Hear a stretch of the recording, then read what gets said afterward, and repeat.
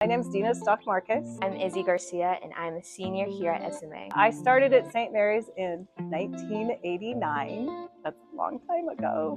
As a Spanish teacher, one of the things that excited me about teaching at St. Mary's is the ability to incorporate religion and celebrations beyond our borders. Día De Los Muertos, we celebrate as a community of the remembrance of our lost and loved ones. And behind me is an ofrenda, in which is a specific way how we honor them.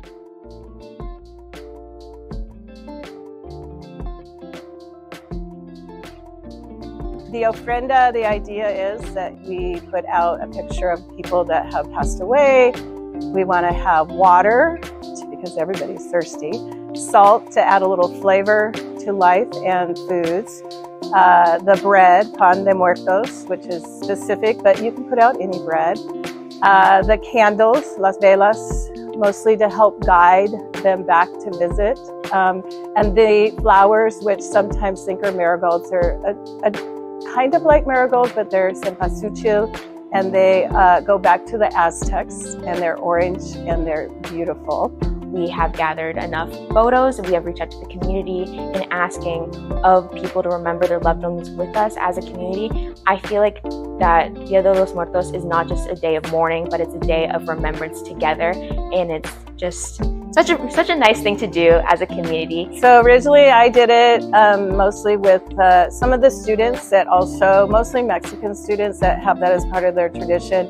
And then as we moved on into the years to Latino Student Union, so we brought it in as that. A student that just this year, she's a junior and she's new to St. Mary's, and she shared not only a picture of a friend of hers that passed away last year, but also something for another family member.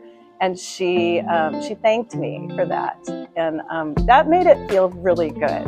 And she knew about the tradition because it happens to be her Spanish teacher at her prior school went to St. Mary's, and I taught her. So the tradition has carried on, not just with me as a teacher, but that teacher also now does that. Ever since I was a child, I've been participating in Día De Los Muertos celebrations with my family, my cousins, and extended family. And I think it's a really important thing for traditional values that I hold to myself and also my community does. And it helps us remember of who we are back then and also how we're progressing now. Because even though if you didn't know those specific ancestors, like I didn't know my great-great-grandmother, but she still stands at the top of our ofrenda at my house, it's just super important to remember those ancestral roots and connections and what binds us together as a family. Because of my connection to Mexico, having lived there, and then also meeting my husband and marrying him, we made this a part of our life from the get-go and agreed that this would be something we would eventually pass on to our children. This year, unfortunately, we had to add my husband, which it's a good thing. He came to visit, I hope. And he's a big part of St. Mary's, so putting him at St. Mary's altar was really important. He grew up in this school from when he came here to this country in 1986, and our kids grew up in this school. So hopefully he enjoyed seeing his altars. So he got one at St. Mary's, he got one at home, and it brings me a lot of joy to know that the people that have passed that maybe came to visit and enjoyed all those lovely things that we set out. Although it's an indigenous tradition, it has meshed now with the Catholic traditions. So there is sometimes even though you go to the cemetery, there's the prayers and the rosary. I forgot about the rosary.